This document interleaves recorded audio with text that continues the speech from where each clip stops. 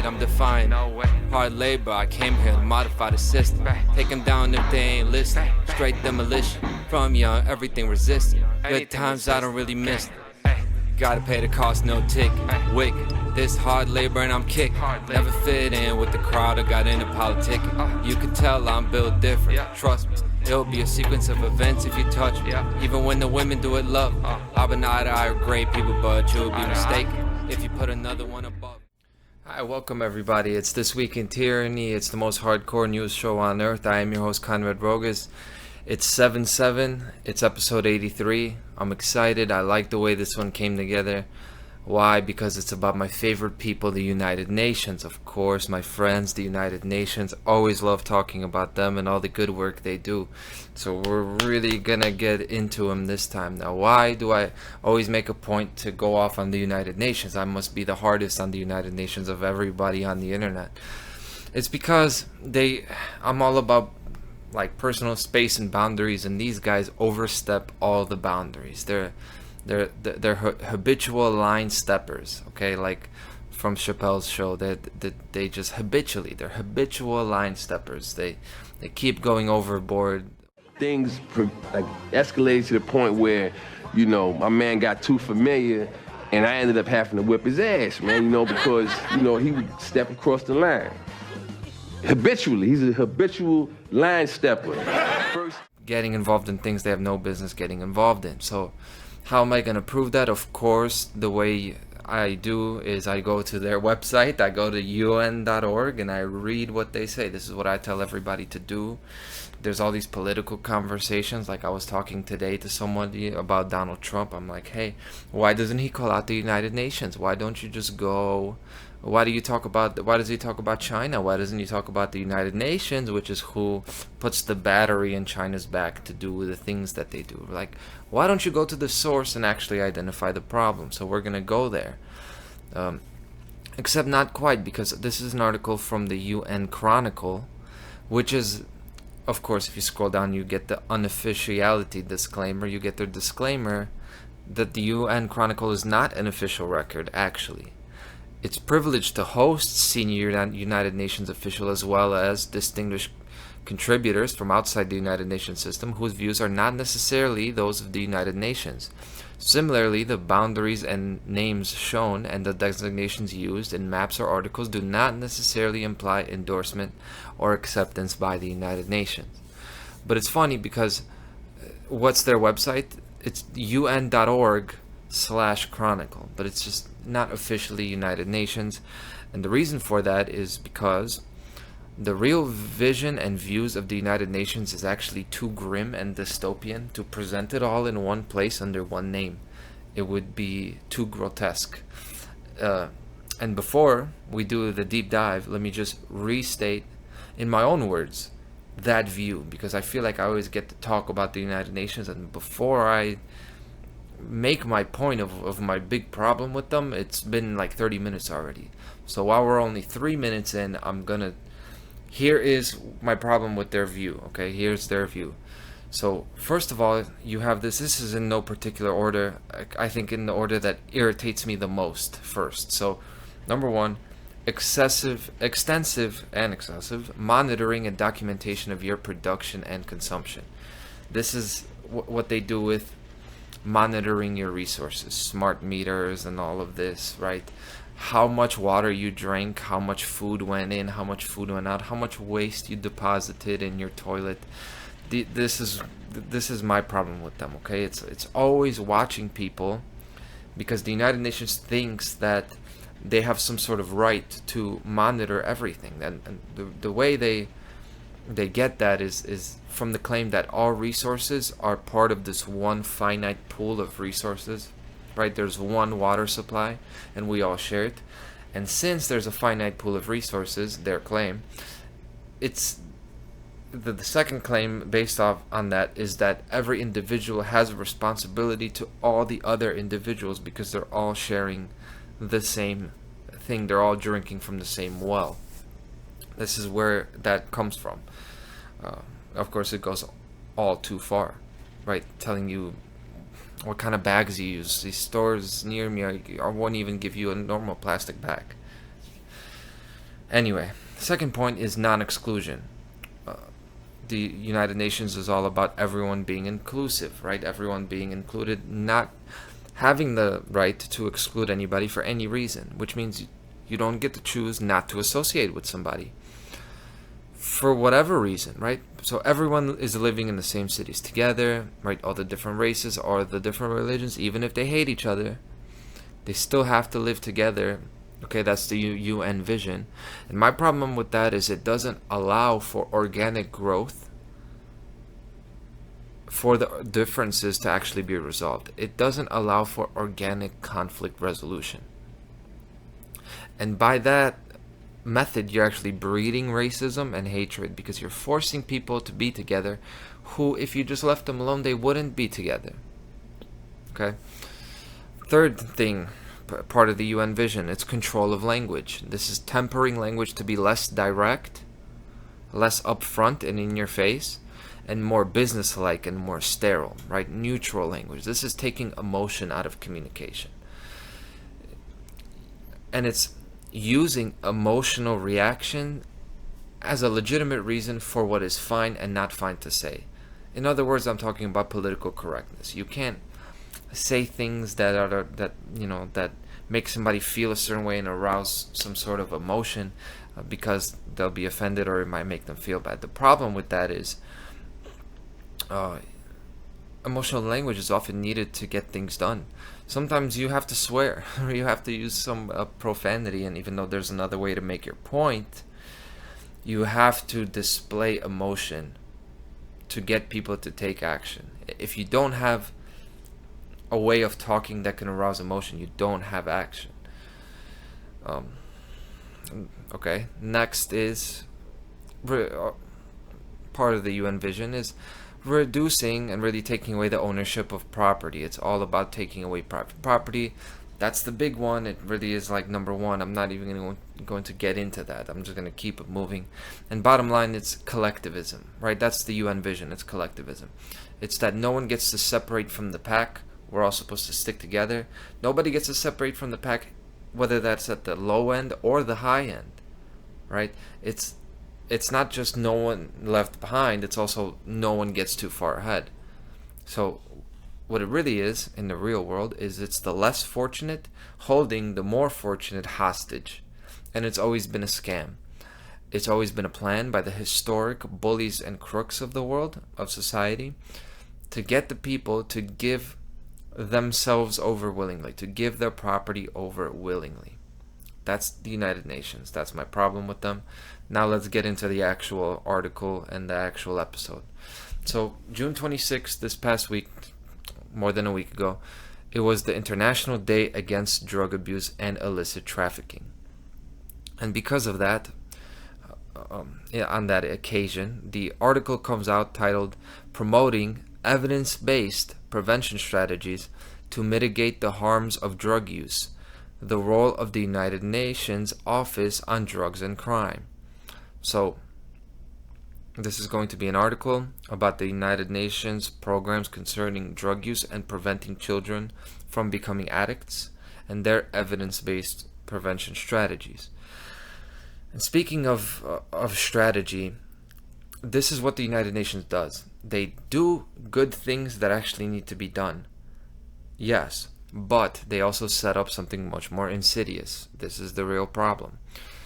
It's like when you have someone in the neighborhood doing a food drive where you're feeding people that need to be fed, right? They got the soup kitchens and everything. So what if you have that going on there? That's a good thing. But over in the back room somewhere, you have a child that is being abused by the person putting on the food drive. So there are two separate things going on there. One is good, it's helping people, and the other is a heinous and horrible crime. Okay, they take advantage of someone. They feed one person that obviously needs to be done, but then at what cost? Okay, it's the same thing with the pedophile priests. In whichever religion that would be, because I sexual abuse for me is not limited to the Catholic Church. It's Catholicism, it's Judaism, and it's Islam. They all engage in sexual abuse of children. The people in those clergy, in the clergies of those religions. So yes, spiritual direction and support is needed for people. That is like a societal service. That is a need that people have. Okay, so we need these mentors, we need these leaders. But what's the point if the person doing that is molesting the kids, right? That is my problem here, and I'm going to make that very difficult point of presenting. It's not an easy dichotomy between good and evil, but I'm going to explore it. That's what This Week in Tyranny is all about. But first, when you're looking at the title of this, promoting evidence-based prevention strategies, and that evidence-based, that term, that phrase jumps out at me, because it's just like the transgender medicine. All this stuff is evidence-based, right? Spoiler alert, it's not evidence-based. And welcome to the land of legal language. This is, guys, to everybody who comes from the world where you think the side that wins an argument is the one who has the correct information, right? So if you have the evidence on your side, then you will prevail. Come on down to the real world. We're going to talk about how it actually works, especially if you've ever been in court or you ever looked at the Law and Order, one of these shows. Look, as far as the authorities and official sources are concerned, evidence matters, but the crux of it all is which evidence is admissible and isn't, right? So you have a recording of a guy saying he burned down your house, right? It doesn't matter. If you obtained it yourself, if you did it yourself through a secret recording, that violates his rights, since he is innocent until proven guilty. So even if you got a guy's confession, even if you catching the guy red-handed, they still have to determine, these official sources, right, this court or whoever it is, they still have to determine that evidence to be admissible. So it's all about scrutinizing your sources. And you probably have encountered this, right? If you're in the truth movement like me, you've tried to convince somebody. You'll give somebody an article, bam, bam, bam, listing your point. Boom, you know, black and white, you caught them red-handed. And then they'll say, oh, it seems this source has been discredited. They've been fact-checked.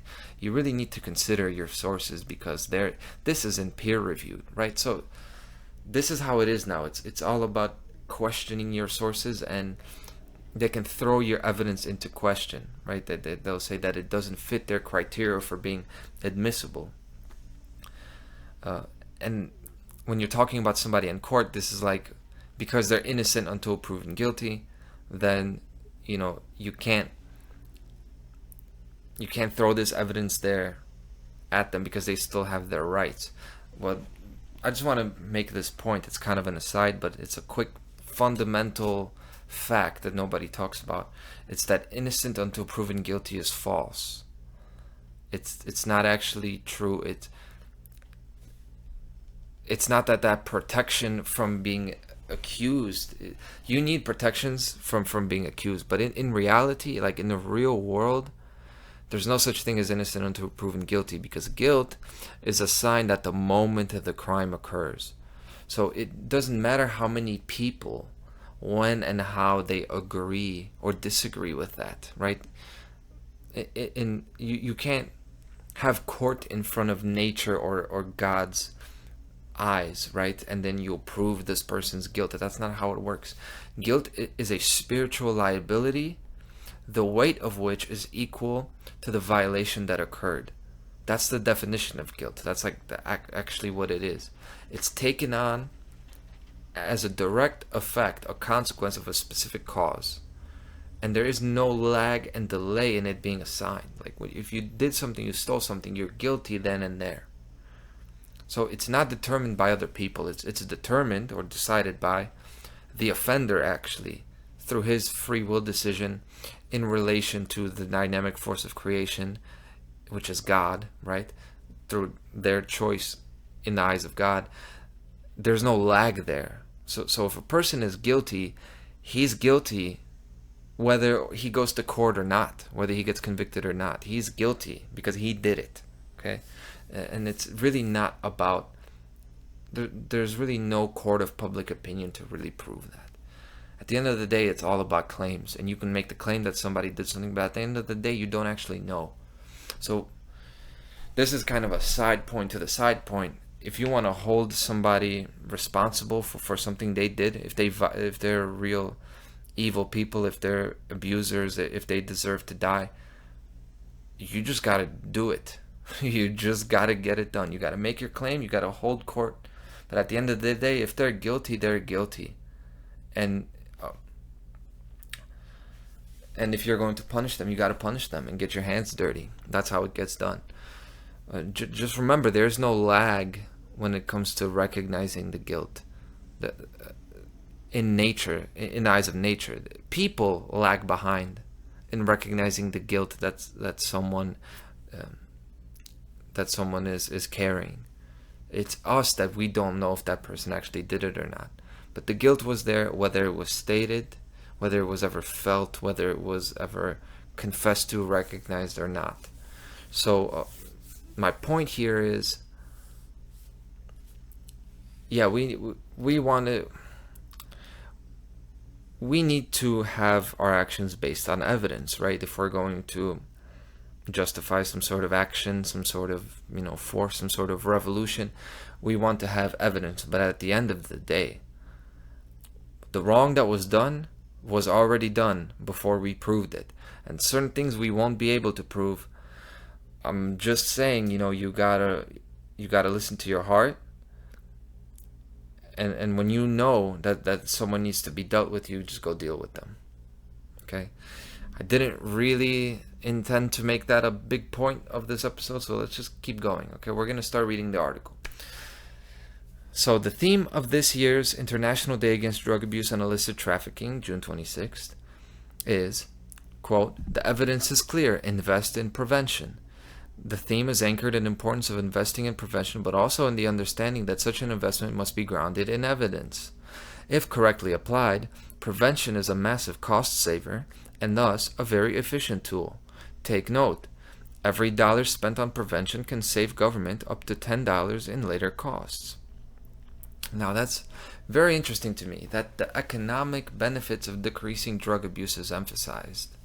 That's what the article starts with. When you have the suffering that could be spared, the domestic violence that could be prevented, quality of life and happiness increasing, the way it would reduce inequity, particularly for the underprivileged demographics, right? Women and people of color.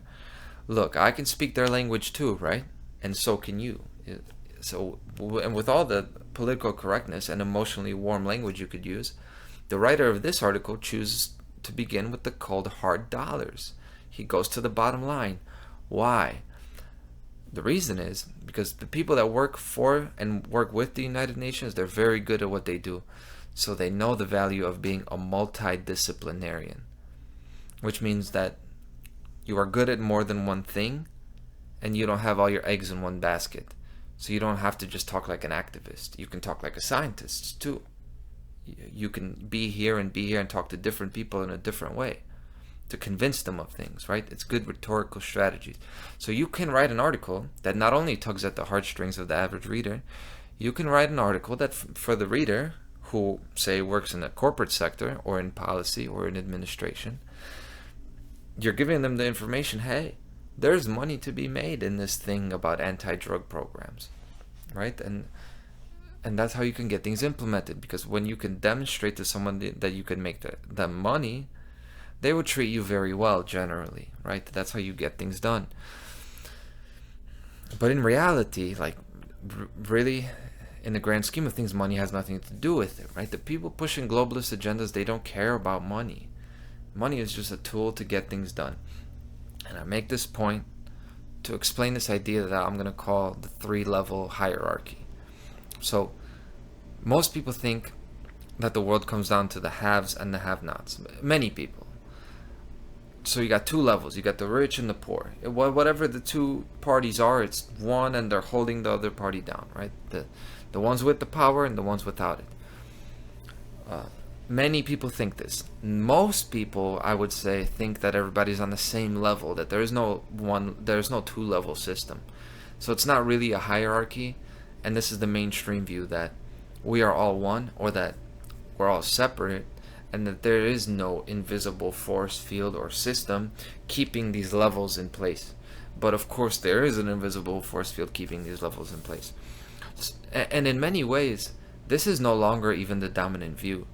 With our current, like 2024 hyperpolarized society, I'd say a good portion of the population actually, that especially that supports these United Nations and globalist programs and anything progressive, a sizable portion of them has taken on the two-level worldview, which is kind of the activist worldview, which means, yeah, they've become activists, they've become militant.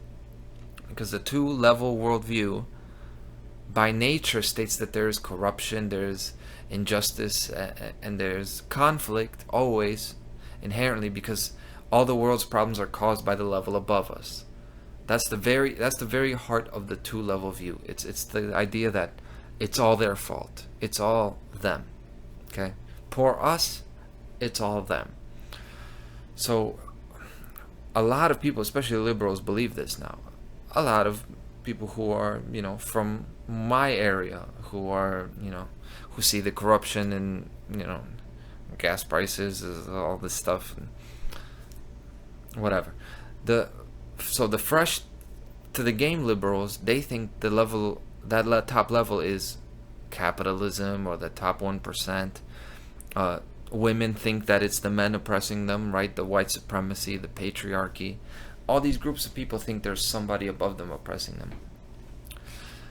But now the conservatives, or the libertarians, or former liberals who've already been burned by these ideologies, they sense that there's more to this than the two-level system. That most of this social friction is manufactured, and that most of these people at the second level are puppets. And this is where the freedom movement is today. They're still trying to get a grasp on the nuances of the system. They know it's more than a two-level system, but don't really know what it is. They argue about what it is. Now, as far as explaining the nuances of the system, that's already been done by people. But as is the case with new advancements, new discoveries, it's going to take a lot of time and a lot of presenting things differently, representing them, for that knowledge to catch on, for people to know it. So my contribution to that is what I'm going to call the three-level system. Here's what it is. Level 1, at the bottom, you have people who believe in slogans. They believe in advertising. They buy the techniques that work on them. They believe what the president says. They believe what the president's opponents mean. When they say what they say. That they mean what they say. And this is 99% of the population. It's regular people. This is us. We believe in slogans.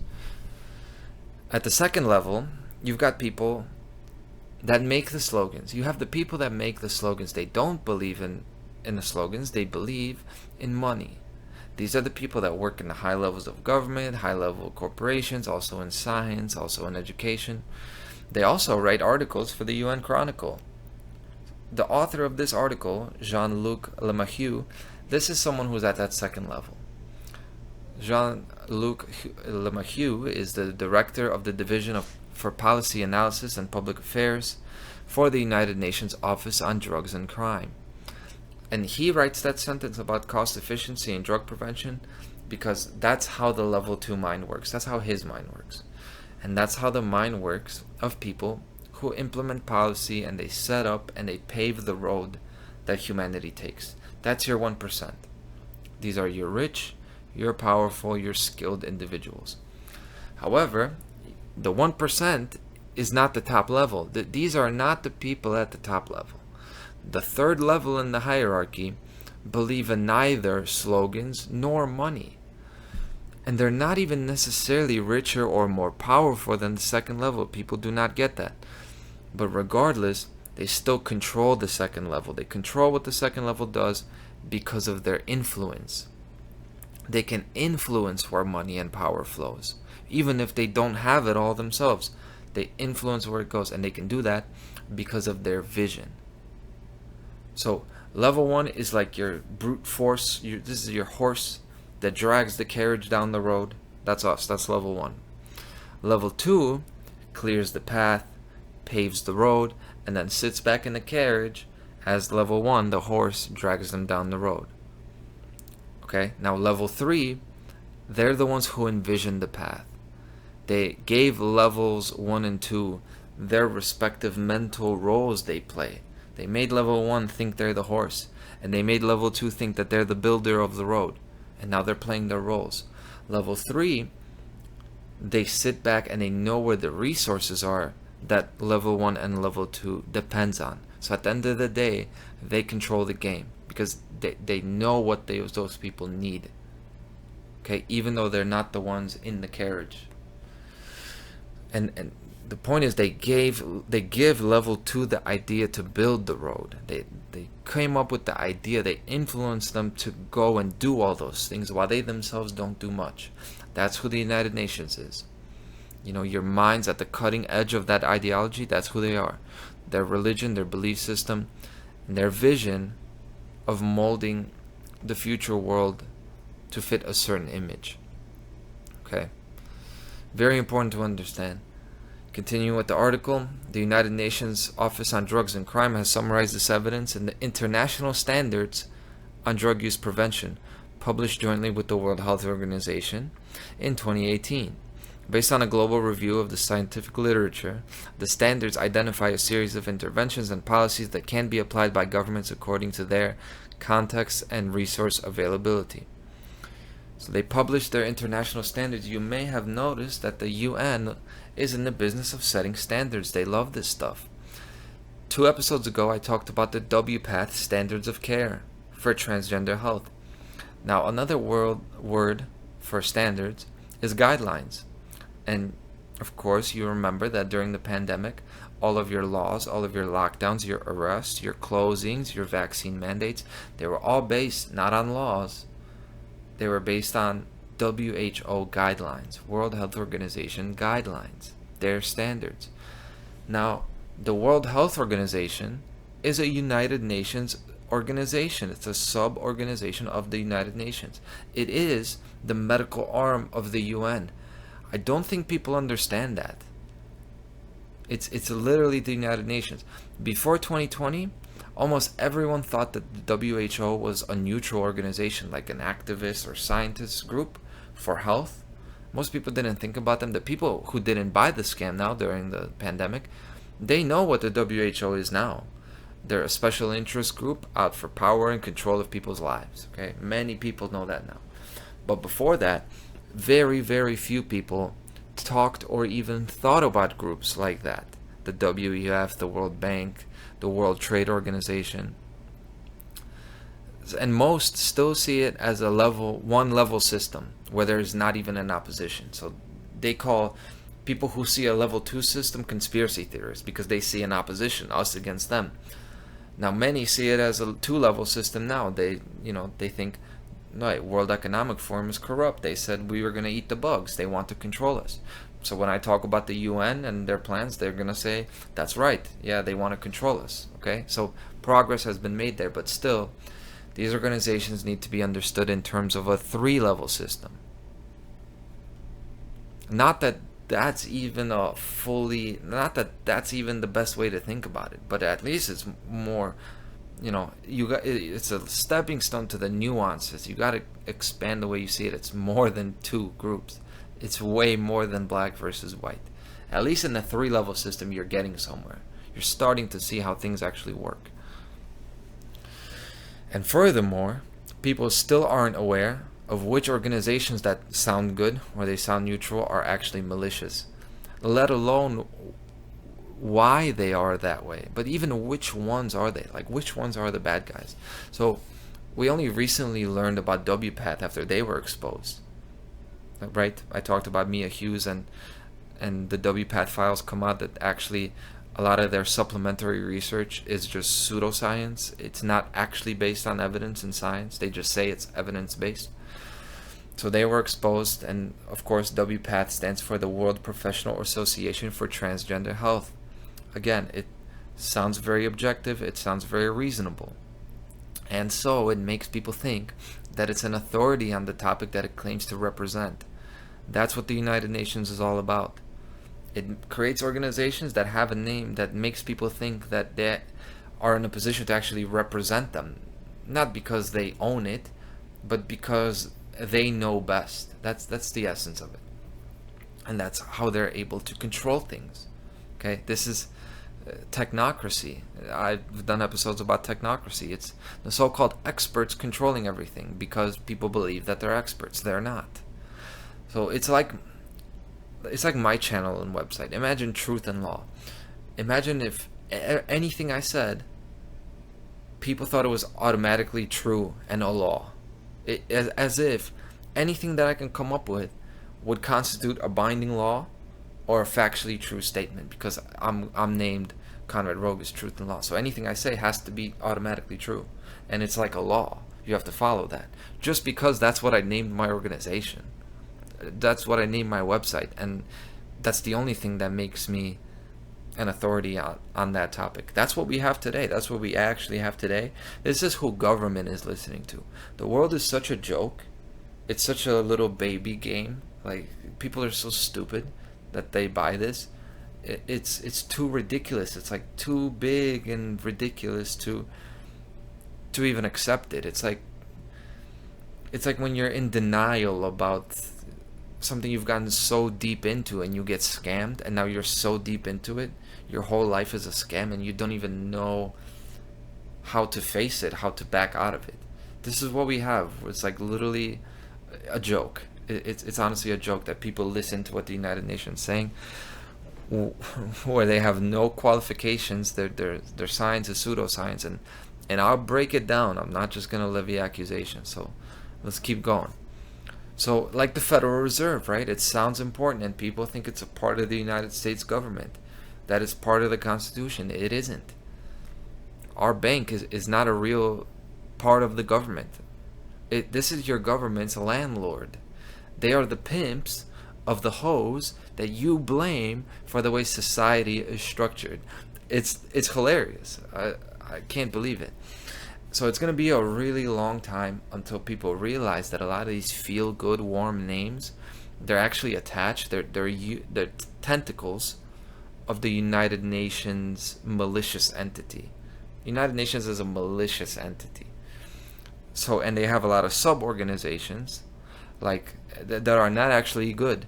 Children's Emergency Fund, UNESCO, the United States Educational, Scientific, and Cultural Organization, International Labor Organization, Office for Disaster Reduction, even the World Food Program. Yes, even the World Food Program is connected to an evil entity, and it's difficult for people to accept that these organizations are doing bad things in the world.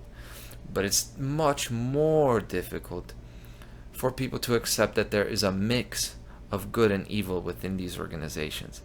That's the greatest challenge here for me, to explain that many of these programs help people actually. There's plenty of people in the United Nations and in government that are actually trying to help people. And these standards about drug abuse that we'll get into, they will probably help many people, but they will hurt them in the long term. And the people they help, they'll be helping them at the cost of everyone else. And everyone else did nothing bad to deserve taking food from their table to feed somebody else. The right to allocate victimhood and redistribute guilt is a right that belongs to no one. It's not a right. But nonetheless, still, helping someone out of abuse, feeding them, giving them the attention they need, that's valuable. That's good. 100% of the time, there's value there. And it requires the true activists and the real agents of change, of positive change, like you and me. That's us. We're the people who are going to change the world. It requires us to become proficient in the nuance. You have to get comfortable in this uncomfortable reality that evil people befriend good people in order to do good deeds. Okay? They get good people to do good things, and they hide behind them. That's how real tyranny works. It's not as easy as a bad person doing bad things. Real tyranny, especially today, is like cancer. It's not a parasite or a foreign invader that you can just cut out of your body and amputate. It's your own body internally killing you. And the real high-level tyrants, they were not like Adolf Hitler or Joseph Stalin. These people that you think of as like the most evil men in history, these were level 2 people. on the hierarchy. When we talk about high-level tyrants engage in high-level tyrannical tactics. The ones who don't, they're not around no more. Mubarak, Idi Amin, Saddam Hussein, all these guys are dead. They're not around no more. High-level tyranny is to publish in international standards on drug use prevention, which is very good. You read this, it's pretty good. And having established yourself as someone who does good work, you're putting yourself now in a better position to do evil in the future. That's what good criminals do. They're patient, and they put the work in. They put the prep work in to get exactly the outcome they want, to play out their criminal fantasy. That's what they do. They don't just go rob you when they wake up in the morning. They plan, they plot, and they make sure they get away with it. Real criminals do that. The ones who don't, they're not around no more. So when you read these standards, they're full of actual skills, actual techniques to keep kids off drugs. Like real, genuine approaches that focus on connection and engagement. The multidisciplinary approach I mentioned. It's very little that I could find wrong with this document itself. Of course, these are documents you could just look at. They're all public. The tyranny is all out in the public.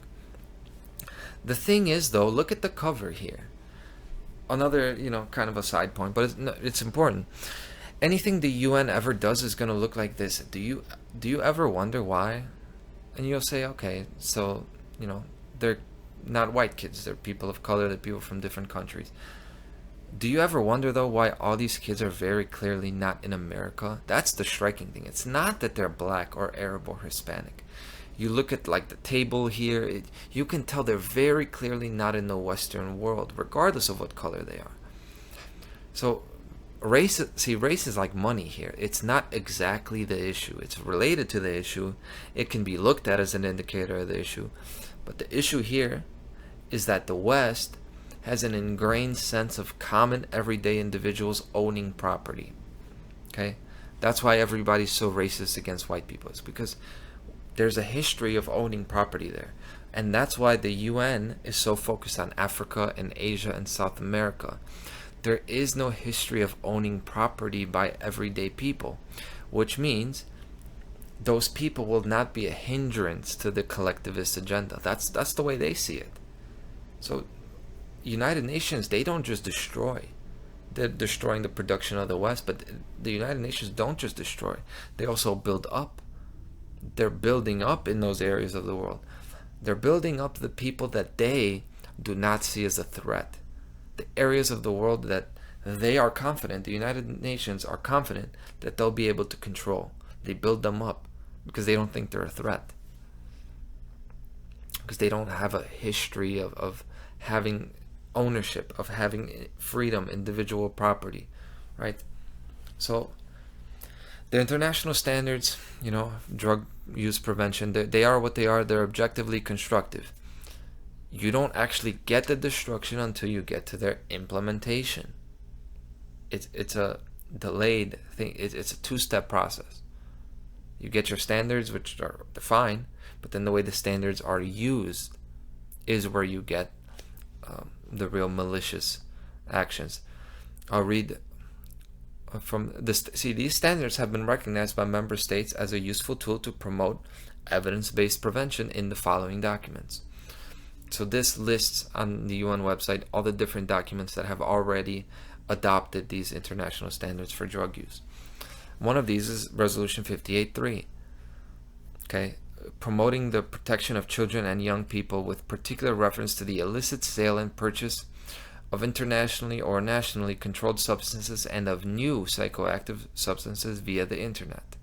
That's the name of the resolution, the title. So that's a whole separate instance and issue, right? But it refers to those standards as the precedent, okay? So you have to go all the way down to Article 7 for the control. I want to show you guys where the control is in a document like this because you can find it yourself. 7. It invites member states to establish, in accordance with national legislation, relations with private sector entities whose services may be misused for illicit sale and purchase of internationally or nationally controlled substances and of new psychoactive substances via the internet, such as internet service providers, postal and courier services, and financial services such as banking, credit card, and electronic payment services, and request their support in investigating such operations. In other words, it's making every platform responsible for the actions of its users. This means that Snapchat and Telegram, it's going to force these companies to cooperate with any collection of user data, of seeing your messages. Of course, because for the sale of drugs only. This is only if they're suspecting there's a crime that occurred. But that's not the point. The point is that regardless of the given reason, the infrastructure is being built for any provider of private communication no longer being private. It's no longer private communication because they have the back door to see what's going on. And once that infrastructure is in place, you no longer have a choice or have a say in the reason for what triggers that technology. Whether it's drugs, whether it's other crimes, or whether it's going to be whistleblowing or free speech. This already happened. I don't have the name off the top of my head, but it was the European Commission. It's the Digital Services Act in the European Union. They implemented the same thing. It's just not in the context of just drugs. But it's this idea that even your internet provider like AT&T, everybody has this liability, a corporate liability, that they have to have these these structures in place that could report you to the authorities for any reason. You had to dig through 2 full United Nations publications to extract that information. That's how it's done. Okay. Continuing with this article about preventing drug use, they provide 4 complementary perspectives for effective prevention responses. And again, when you read through this, you're going to get good information. I'm just going to read one example. The second is a developmental perspective. Diverse challenges are faced at every age of development, with stronger and more lasting impact in the early ages. Every age of development has different needs. There are diverse prevention programs that can start as early as during pregnancy or early infancy and support optimal reach of an individual's developmental milestones. An investment in preventing the initiation of drug use at an early stage is critical.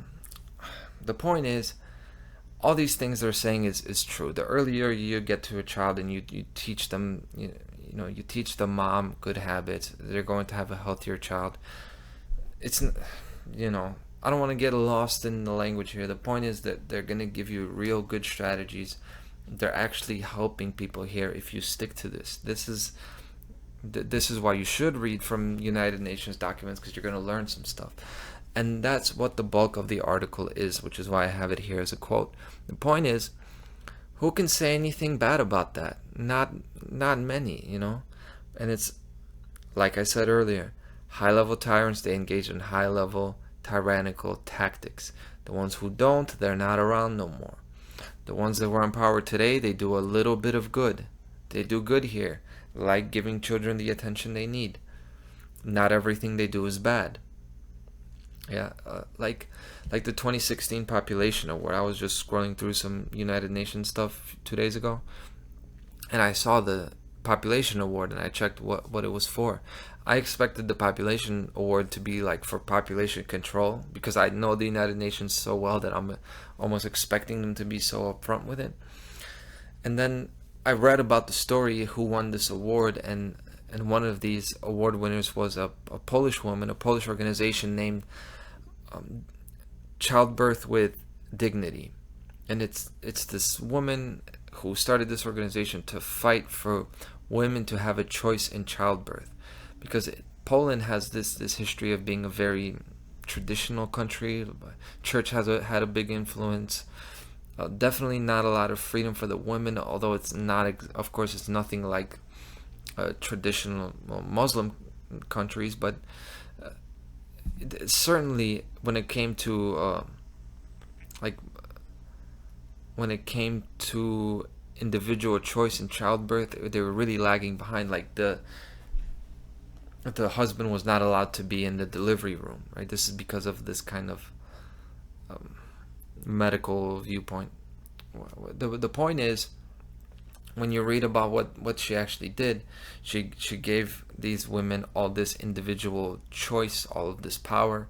It's all fighting for individual rights. It's nothing globalist, it's nothing bad, it's none of these things that I'm talking about with the United Nations. And they give her this award. And it's a smart tyrannical move. It's a smart public image move to latch on to any good work that exceptional people are doing throughout the world. What you're doing is you're associating yourself with real revolutionaries and real warriors, right? You actually build them up, but you're doing it for in order to do your crime later.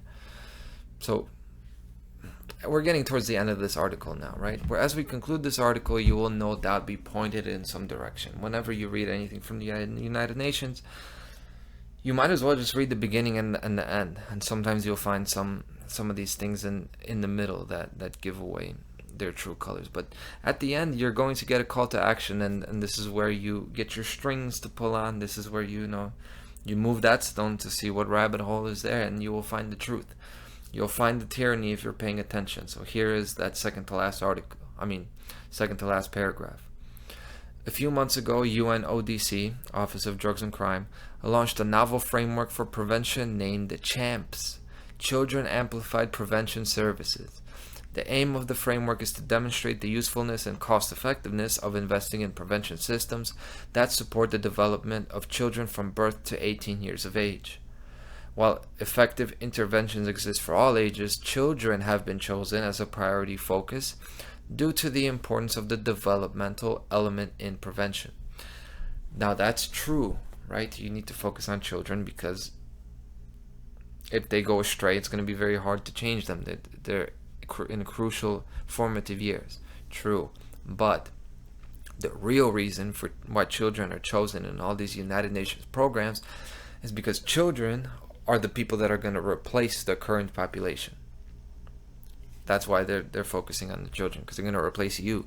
So let's look at CHAMPS. Let's look at this thing that they launched. So first they define it. After defining it, the first section is focusing on children today means a healthier tomorrow. Like what I said, 25% of the world population are children. The proportion of children in the population comes with geographical variations. For instance, in Africa, the median age of the population is 18 years, compared to 28 years in the MENA region. MENA is Middle East and North Africa. The reason they show it this way is because this is the Muslim world, right? North Africa and Middle East, they lump them together because this is the Muslim world. It doesn't matter what continent they're in. They go together. Africa, they mean like black Southern Africa, 18 years old, 28 years old in the Muslim world, 29 years for Southeast Asia, right, what we think of as Asia, 31 years in Latin America and the Caribbean, and 44 years in Europe. Again, we're talking about median age here. And they begin with that to introduce their whole thing, why it's about children.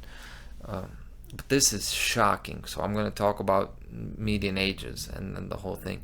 Now, in the United States, the median age is 39, but that's mostly because of the black and Hispanic populations here. If you look at the white people in the United States, the median age is 44, meaning 50% of people are under 44, 50% of people are over 44. And this is eugenics. Not because white people are better or more advanced than any other race. It's because white people have a history of owning property. They've tasted freedom and dignity in life, and thus they know how to demand and get the things they want. It has nothing to do with race. It's just your genetic history, which by the way, it's not us regular people who are obsessed with genetics and family history. It's the dark occult, right? The special interest groups, as I've been euphemizing them. So one of the most persistent bullshit stories that I need to address is this idea that having fewer children is natural as level of education increases, as economic prosperity increases, because that's what is said. Yeah, of course, the white people and people in the Western world and in the richer nations are having fewer children because that's how it is when you have more money. You kind of plan your family more carefully. And this is what they say. It's bullshit. It's just not true.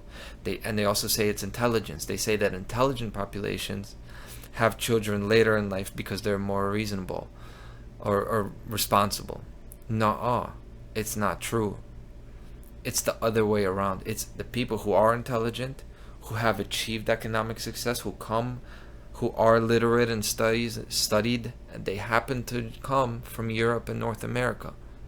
Not because they're a superior race. It's just that people in those areas of the world, they successfully wrestled a substantial amount of power away from the rulers of those places. They got it back with their teeth in blood in medieval Europe. And okay, this is where the seat of civilization was in the last 2,000 years, and in those times, throughout history, a long, hard battle, and the advancements of science and so forth, the advancements of morality and communication, they've wrestled power away from rulers, from absolute rulers in those places, Europe and North America. So therefore, the rulers of those places and rulers all around the world, they've implemented long-term programs to decrease the populations of those people, to exterminate the people that pose a threat to them. That's why the birth rates are falling. It's not anything natural. It's social engineering and it's eugenics. It's happening because the connection between a man and a woman has been totally destroyed and severed societally. In the Western world it has. Not in Africa. Clearly not. Because the median age is 18 in Africa. They're having so many children in Africa. Now that's not a bad thing. I don't buy overpopulation. It's just we should be doing that. We actually have the means to be doing that. We actually can have children young and have them, and they won't be starving. They'll have great lives, but we don't do it because we don't even relate. Men and women don't even relate to each other. The UN is at the forefront of that.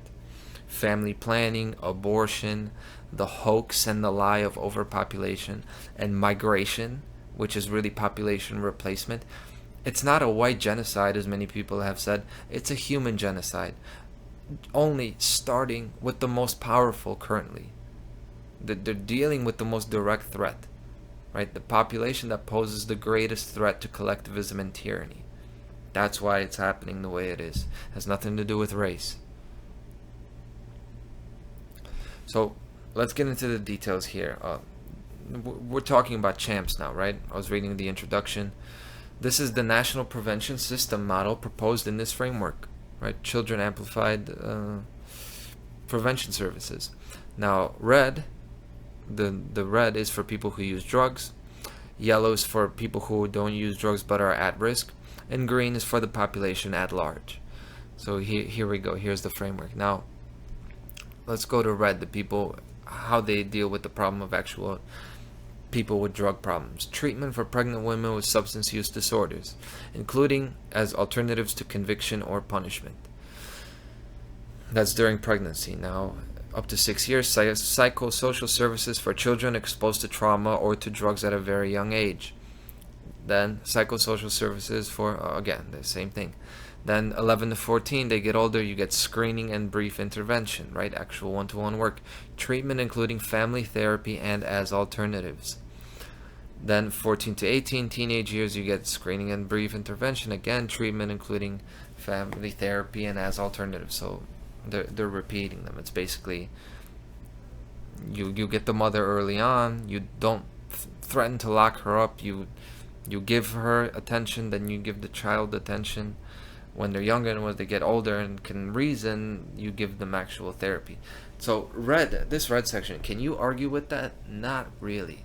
And again, it makes my point about bad people and bad organizations doing good things. They're doing it to demonstrate their value.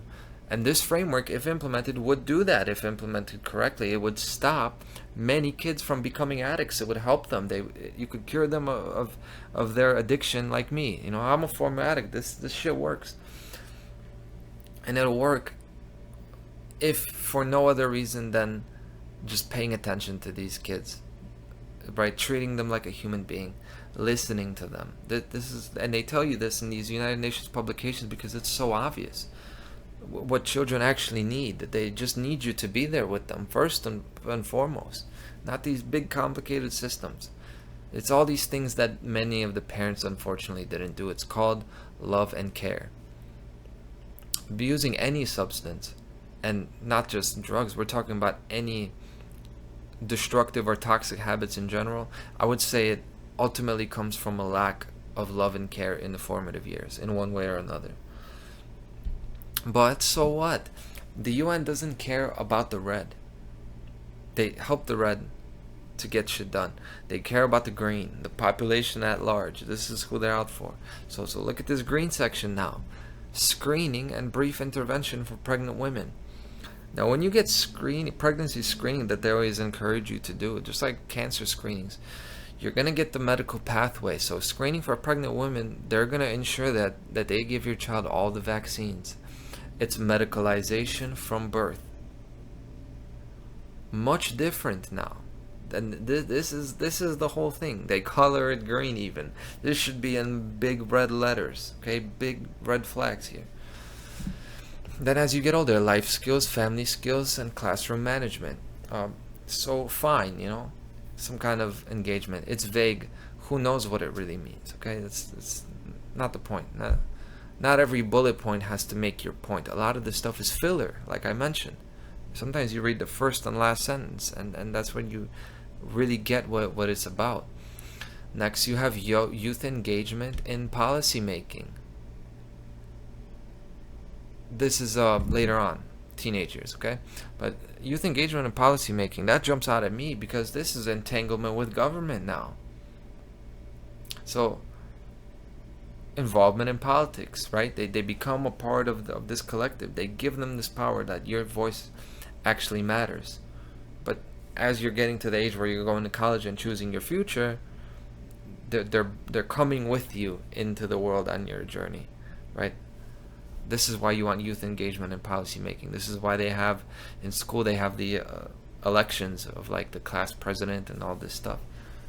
It's a government propaganda, actually. It's like a government campaign. And you have peer-to-peer social and emotional learning.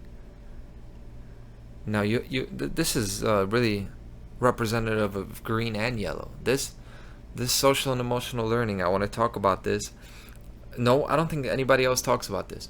So SEL, social emotional learning, was created by James Comer, who was a professor at Yale School of Medicine in the 1960s.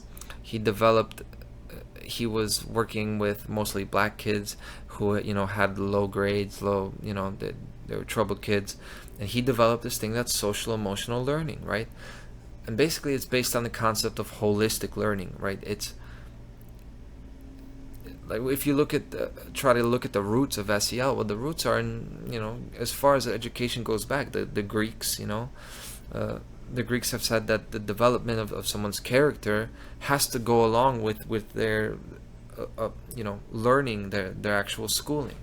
And it's true, you can't just separate that. You can't just learn math and then not understand yourself, not understand the world, right? The Oracle of Delphi is know thyself, right? That's the whole thing.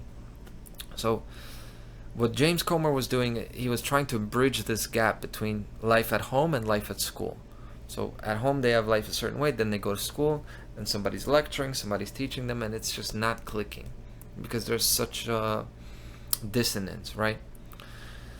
And now, 60 years later, this is being implemented. Actually, only 3 states have SEL standards for K through 12. But one of those states is Illinois, my home state. It's Illinois, Kansas, and Pennsylvania. Interesting though, funny thing about this is your boy Conrad has actually attended one of these classes. I've been in SEL classes for first graders. So I've seen how this is taught to 6 and 7 year olds. So I'll tell you about it. I'll blow the whistle on this. I've actually been in this, and this is because during the pandemic, where the kids were learning on their iPads, I was helping take care of of these boys who are like family friends, and the youngest was taking, I was just sitting next to him. I go here, I go there. I bring him some food here and there, make sure he gets to class on time, helping him with his work. That, they were okay with that in this particular school. I was sitting there next to him, and I saw what he was being taught, and I'll tell you how it actually is. It's actually not. So at this point, I'm seeing social emotional learning. My antennas are up. I'm like, all right, I'm gonna see some Agenda 21 bullshit. Let's see what they're trying to beat into these kids' heads, and it's really not like that. I wouldn't say this is a very toxic class. I'd say the things that they were teaching them in social studies are much worse. But so how it actually is when you're there, you start off with giving a compliment to every classmate. It's very much about being caring, about being aware of somebody's emotions. A lot of this actually it made an impression on me that this is actually pretty nice. Okay, but this is what it does. You're forced to give a compliment to every classmate. You don't really mean it, right? So you're being trained as a child. Now, keep in mind, this is only first grade. This is really setting the groundwork. You're at 6 years old. You're not trying to really indoctrinate a child. All you're trying is to form a rapport, to start forming associations, right? To lay the groundwork for what you're going to teach them later. So what this does, when you're forced to give a compliment to every classmate, you are teaching that this is part of everyday life, to fake an emotion, to when you are being taught about empathy, about compassion, that it's the school teaching you, and as you get older it's going to be the government teaching you, that it comes from a centralized authority that is teaching you about your communication with your friends and classmates. It's not you figuring it out organically, naturally. It's unfortunate. There's a lot of bullying going on, and kids are going to be super mean to each other, and that's kind of the way it is. But that's the way the world is. So kids, the way we grew up, we kind of found our way in that. We, had to find our little social group. We were excluded here, so we were included here, and this molded and shaped us to be the people we are today. Molded toughness, and taught social skills. But here you're having your hand held, and a couple things that I notice in SEL that are really dangerous. That this is really bad.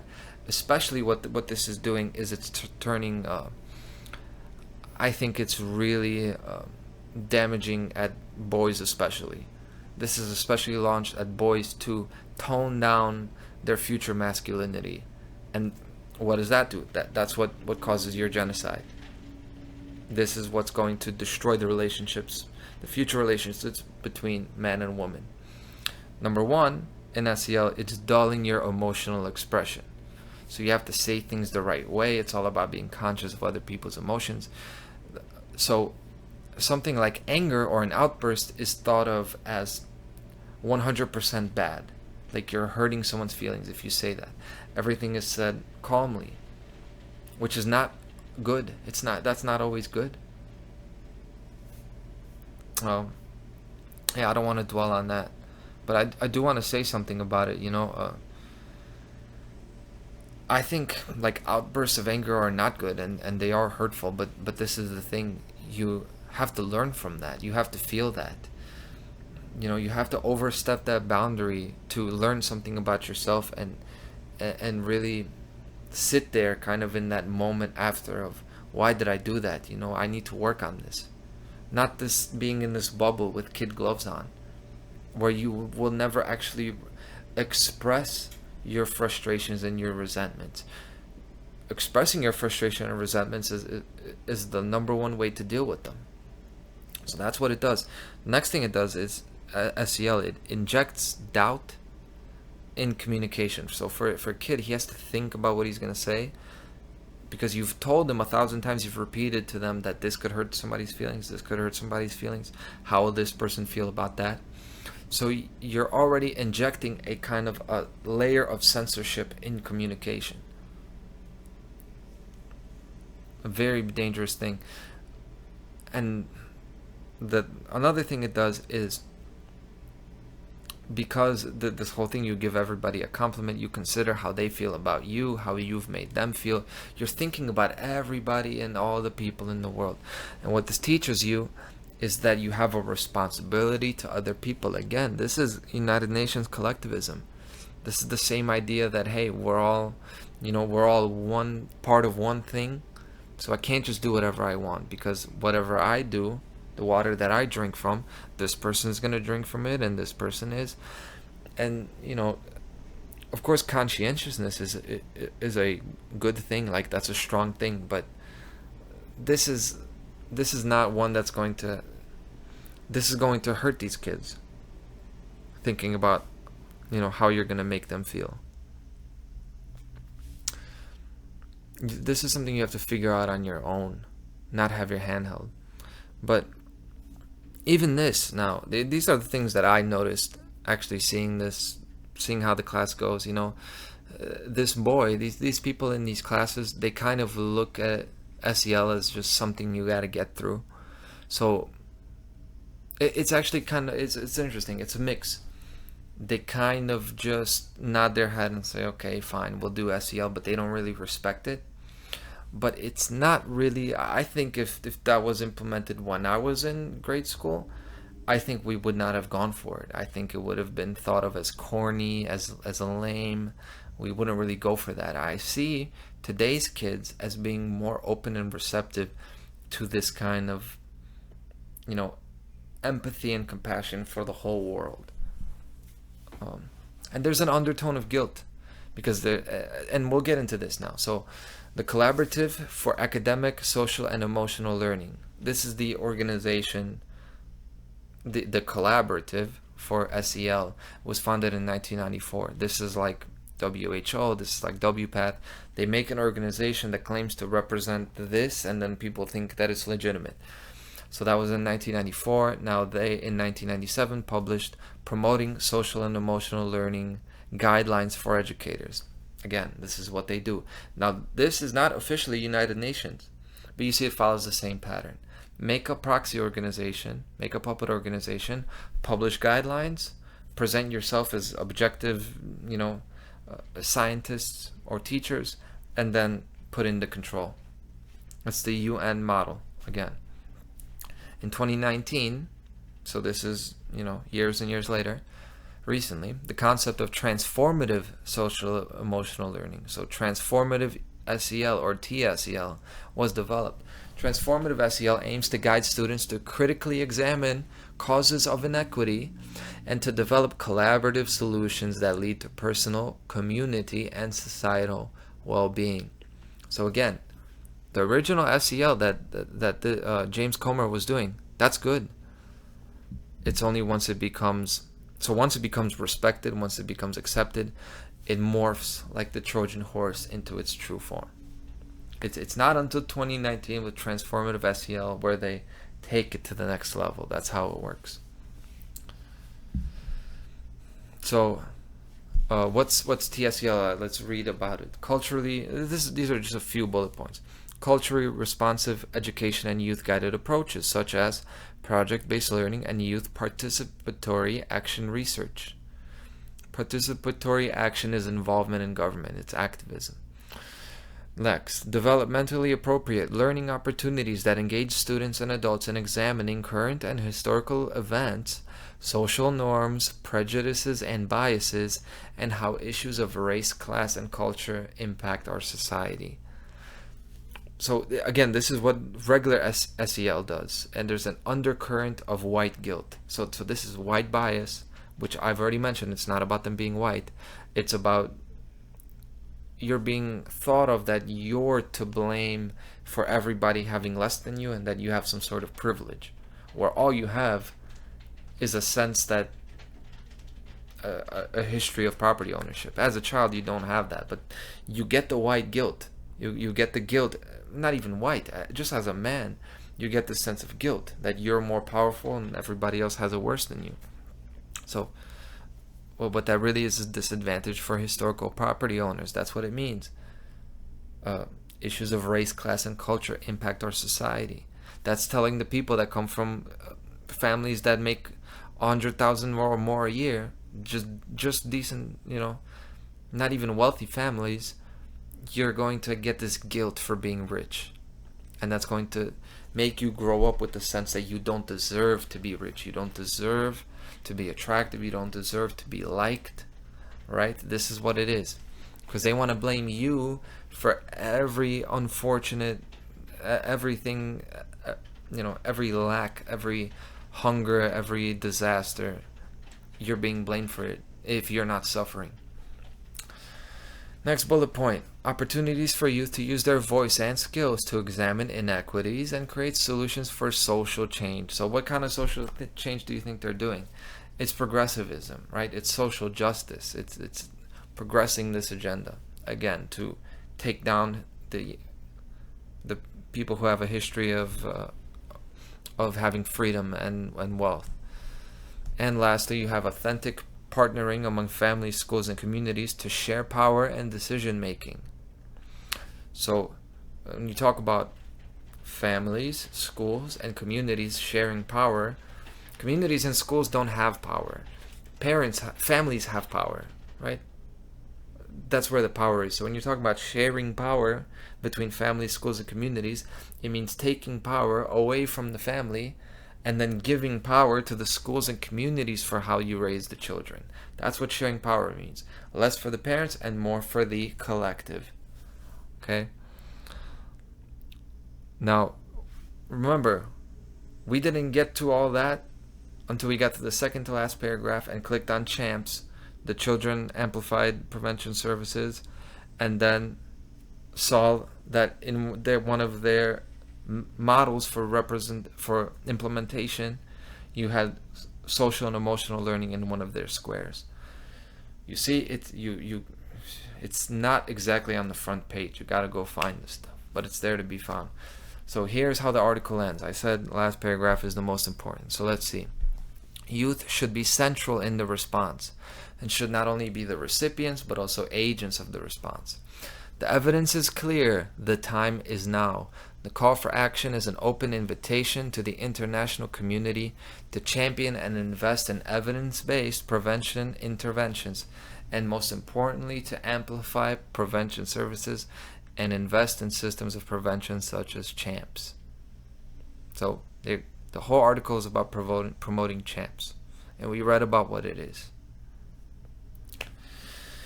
And there you go. A nice little post-Independence Day dive into globalism and the death of America. It's 7/7. Happy 7/7 to you. Yeah, I enjoyed that one. This one was fun for me. I like how that one came together. It's great to expose them because this is world government. United Nations is world government. You talk about all these organizations, they all belong to the UN. Then you look at how the UN was even created. It's unbelievable that we listen to these people. So I'm going to end it there.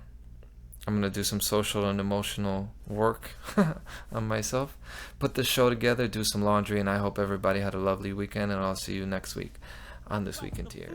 Cause I'm fed up with that bullshit. I'm fed up with that bullshit. I'm fed up with that bullshit. I'm fed up with that bullshit.